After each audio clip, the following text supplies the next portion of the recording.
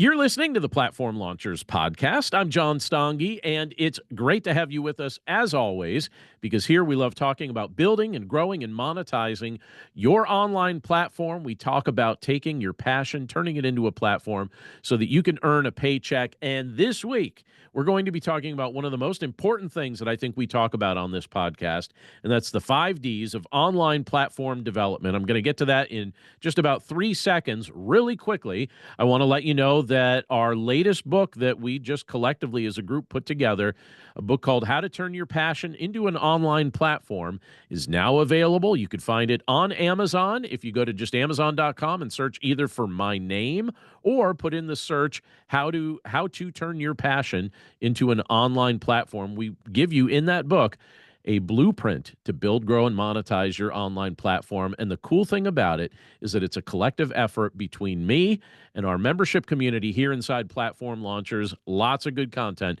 If you want to hear about how each of us got started with what we're doing, we're happy to share it there. So again, How to Turn Your Passion into an Online Platform, that book now available at Amazon. Now, as I mentioned, our topic this week is the 5Ds of online platform development. A lot of times people tell me that they're interested in getting started with developing a platform, and that's exciting, but people often wonder, where do I begin with this? What do I do? Where do I start? And one of the things that I've noticed over time in developing my own online platforms and watching what worked and what didn't work is that there really is a success path that I think each of us needs to pay attention to. And when I analyzed this a few years ago, I was really trying to just synthesize this into some simple steps because I wanted to be able to teach on it more. And I also wanted it just kind of simplified, even for my own sake, just in my own mind. I realized that there's basically 5Ds that we have to focus on. And so what I'm going to do with our podcast this week is I'm going to walk you through those 5Ds. I hope that they are helpful for you. I'm certain they will be if you're looking to build a message-based online platform. But I also think that they're kind of easy to remember. So let me just walk us through them one at a time. The first one is this: discover your message. That is the first D in our list of the 5Ds of online platform development. You've got to discover your message. But how should we go about doing that? If you're interested in discovering your message, if you're building a message-based online platform, you have to know what that message is going to be. So how do you go about discovering it? And kind of an addendum to that, what if the message you start with doesn't seem to be connecting with an audience? Should you pivot to something new? Well, when people are attempting to discover their message, I usually ask them to ponder two specific things. The first thing is this: what questions do you keep getting? There's probably something that the people you know and the people who know you that they keep asking you. The people who know you best, they keep asking you the same questions. So to certain people, you are the expert in at least one subject. So what is that subject? What kind of help do people regularly come to you for? The second thing I like to ask people when they're trying to discover their message is, it's this: what could you talk about for 30 minutes with no preparation, no notes, and no loss of enthusiasm? You just go and go and go. I had a guy tell me on Sunday when I was preaching at my church, he said, boy, you just go and go and go. Well, when I'm talking about things that I actually care about, I guess it's easy to keep going, right? So what could you talk about for 30 minutes or more with no prep, no notes, no loss of enthusiasm? That's something to keep in mind, because if you can identify something when you ask yourself that question, it's likely that you've succeeded in discovering what the message of your online platform should be. But it is important to ask these questions together when you're trying to discover your message, because there's no guarantee that just because you want to talk about something that there's an audience that wants to pay you to learn more about it. So to clarify things a little bit further, if you're attempting to discover your message or even refine your message a little bit, it's often been said that most people primarily care about subjects that either help them improve their health or help them improve their finances or help them improve relationships. The work I'm doing with Platform Launchers certainly addresses those subjects. The work that I'm doing with Bible Study Headquarters, my faith-based platform, also speaks to these things. So just keep these things in mind as you're just building out your platform or trying to establish your platform. That first D, discover your message. The second D on my list is this: Deliver your content. Deliver your content. Again, with a message-based online platform, you're delivering information, you're delivering content.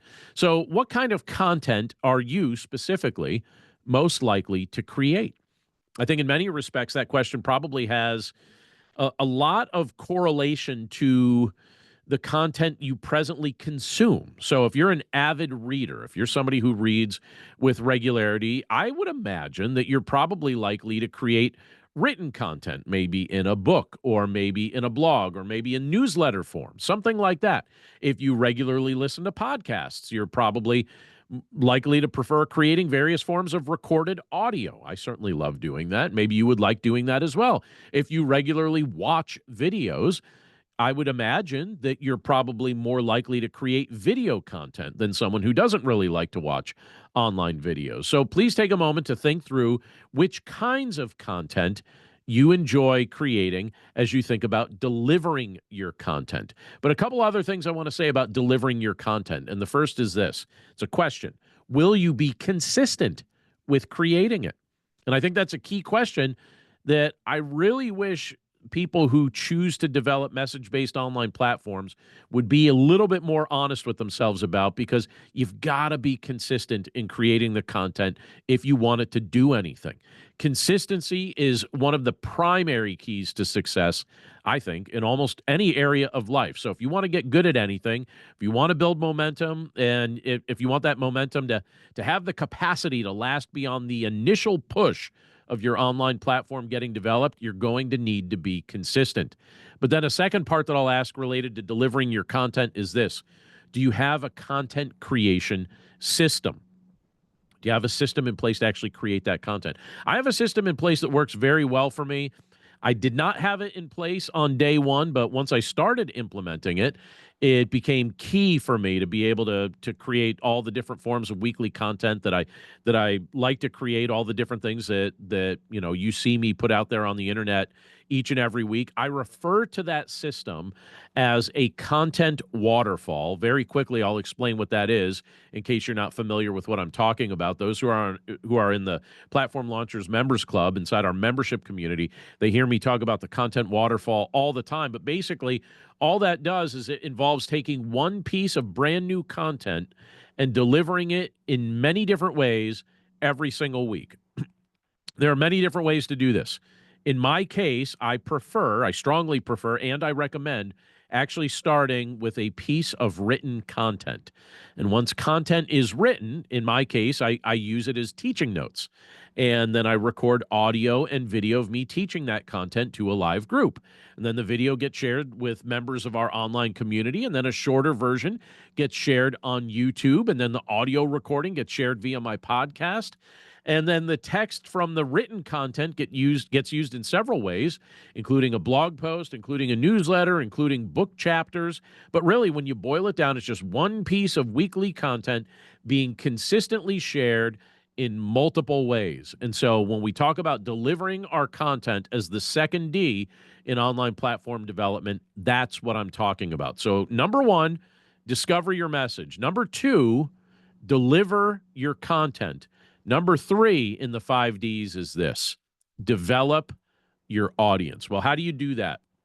All right, I'm just going to very quickly run you through a list of 5 specific ideas that I am convinced contribute to the growth of my audience, and I think that they will contribute to the growth of your audience as well. I think you will find these 5 things helpful, but this is how I develop an audience. This is what I've been discovering. You're going to hear a word repeated here that I say a lot, but number one, consistency. Consistency builds trust. Consistency, again, it's one of the words that I mention a lot when I'm teaching about online platform development, because I actually think it's kind of the key to what makes this all work. But it impacts just about everything we're doing in this space. If we dedicate our time, if we dedicate our intentions to creating content that gets released on a very predictable schedule without fail, we will gradually earn the trust of our audience. And then they will also start recommending our content to others because they know we're not going to embarrass them by failing to show up. So consistency builds trust. Secondly, accessibility builds connection. I work very hard to remain accessible to my listening audience, to my viewing audience, to my reading audience. I make myself accessible in multiple ways. I try to reply to emails quickly. I've even started to publish my email address in some of my books and basically just essentially daring people to email me if they come across my email address in those books. And people actually do that, and I do reply. By the way, if you're listening to the podcast, I'd encourage you to just test it out. It's john@platformlaunchers.com. Send me an email. You'll get a reply unless your email gets kicked to spam and I don't notice it. But other than that, you'll get a reply. Test me on that. But I also do things like hosting online meetups for people that support the different things that I'm doing online. And I think that accessibility builds connection. So when you think about developing your audience, right, you got to be accessible to them. A third thing that I'll mention that I think can be really useful when you're developing an audience, and that's this: do some contests every now and then, or some giveaways that can build interest. There's few things in life just as fun as giving someone else a gift. And this is the time of year where a lot of us are practicing that anyway. And one of the things that I love doing is just every now and then I'll run a contest or I'll offer a giveaway of some kind just to develop some added interest in what I'm doing. And that typically contributes to audience growth. Number 4 is this: I invite other people to share about what I'm doing.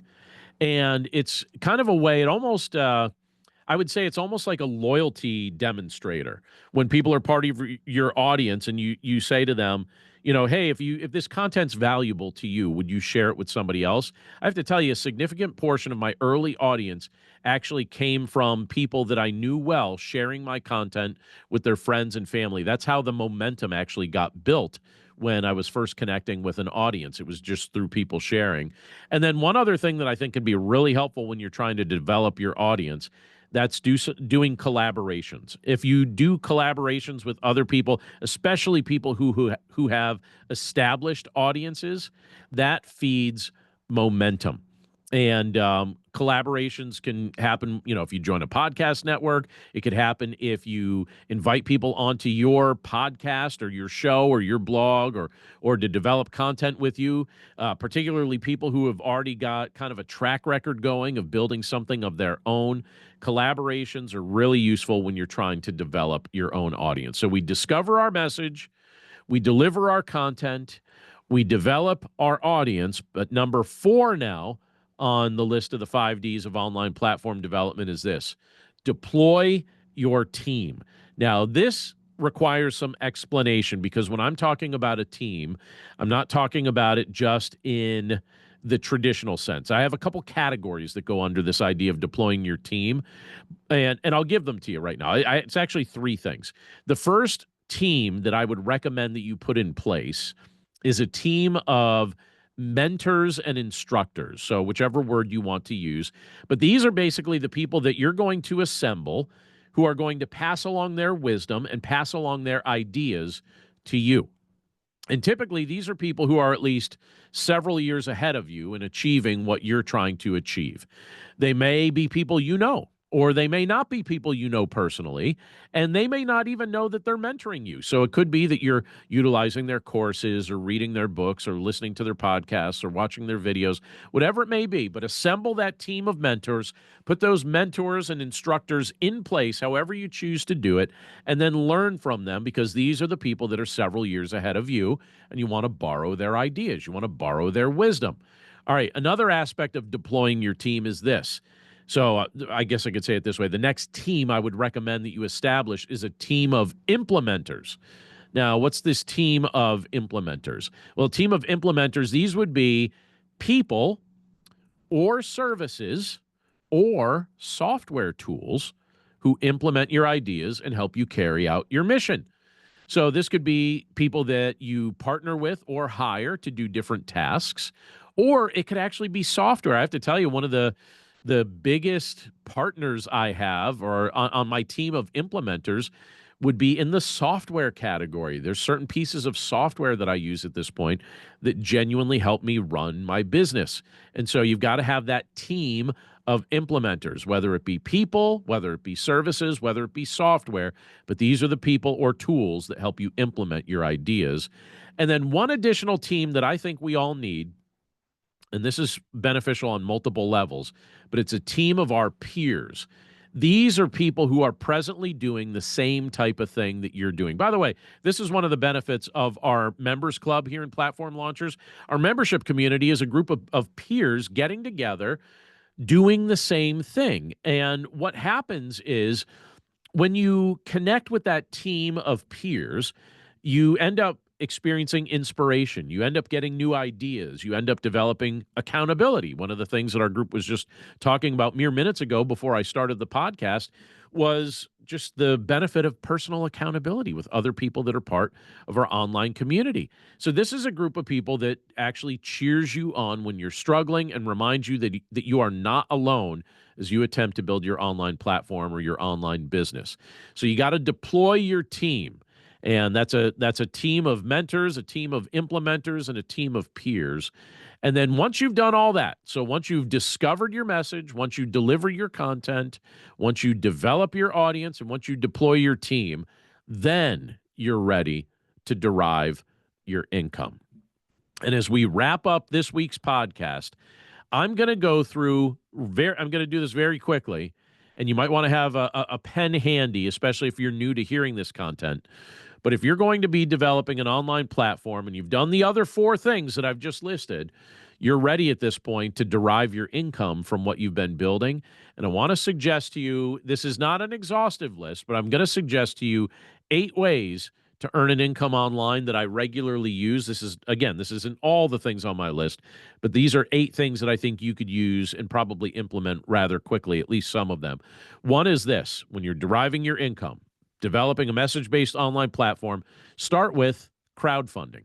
Then crowdfunding can be an excellent place to begin, particularly if maybe you're serving a faith-based or a nonprofit audience.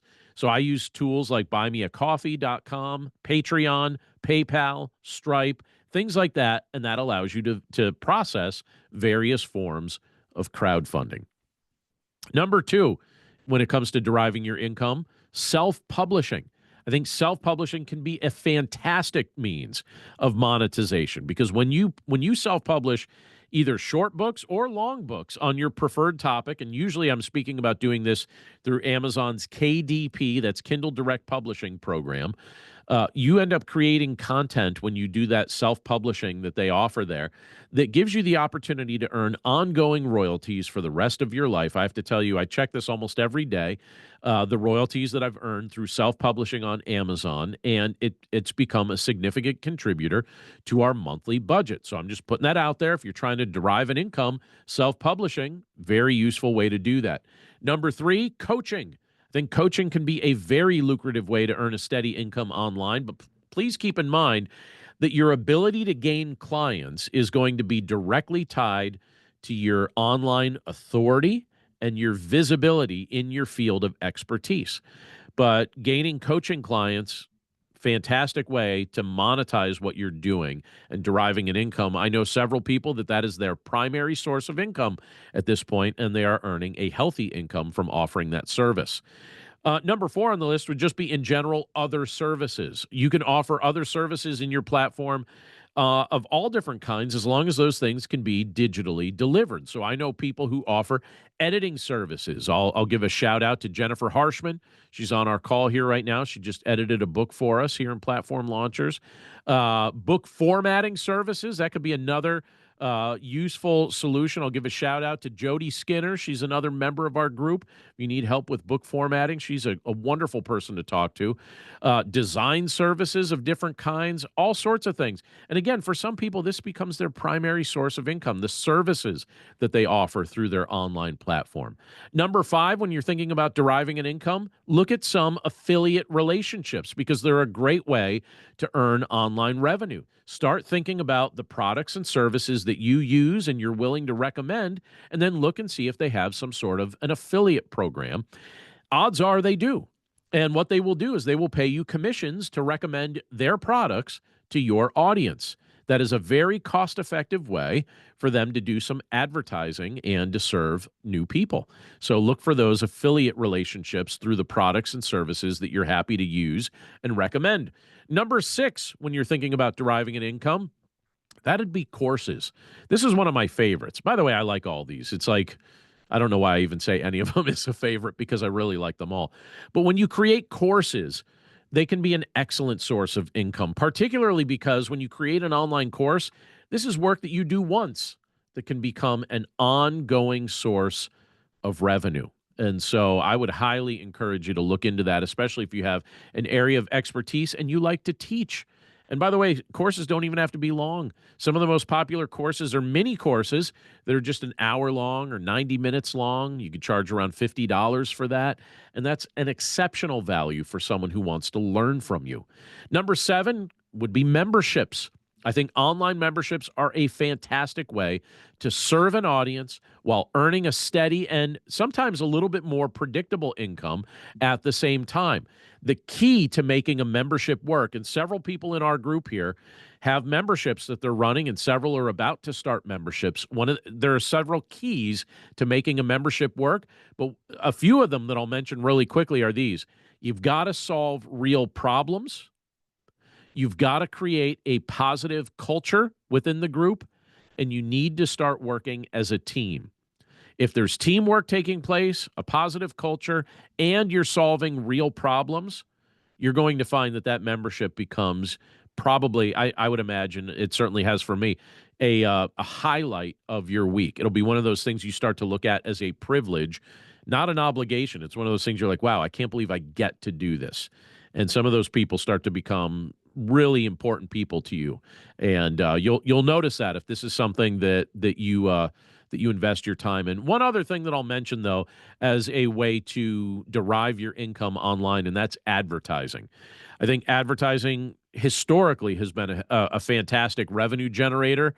I receive advertising revenue from multiple sources, and I'm always happy to get that revenue because it's not something that's a really complicated system. Sometimes I have people advertise on my blog, so I'll run banner ads for them. Oftentimes people will run ads on some of my podcasts, and I receive advertising revenue from that. Point being, it's a great way to monetize an online platform. So those are the 5 Ds. You're going to discover your message. You're going to deliver your content. You're going to develop your audience, then deploy your team, and then derive your income. Those are the 5 in order. And I'll tell you what, the 5 Ds of online platform development, I think that these are important to implement because what they do is they help us develop a logical framework for the content that we're sharing and the business that we're attempting to build online. So I offer them to you. This is something we talk a lot about here in Platform Launchers, but I offer them to you as a suggested path for developing your online message-based platform. And if these are things that you use, and I hope you do, I wish you all the best in this. I wish you great success as you put this into practice over time. I think that this could be a very helpful framework if you're trying to wrap your mind around how to build, grow, and monetize a message-based online platform. But that's it for us this week. Again, if you haven't done so, stop by platformlaunchers.com, and you'll find a whole bunch of resources that really will help you build, grow, and monetize your online platform. You could also check out our newest book that is a collaborative effort between me and members of our online community, and that's how to turn your passion into an online platform. And that's our latest book. You could find it on Amazon. I hope you check it out, and I hope it's a benefit to you. But that's it for us this week. Thanks again for tuning in. It's always a pleasure to be able to spend this time together with you. We look forward to getting together with you right here next time. And in the meantime, have a wonderful week and take care.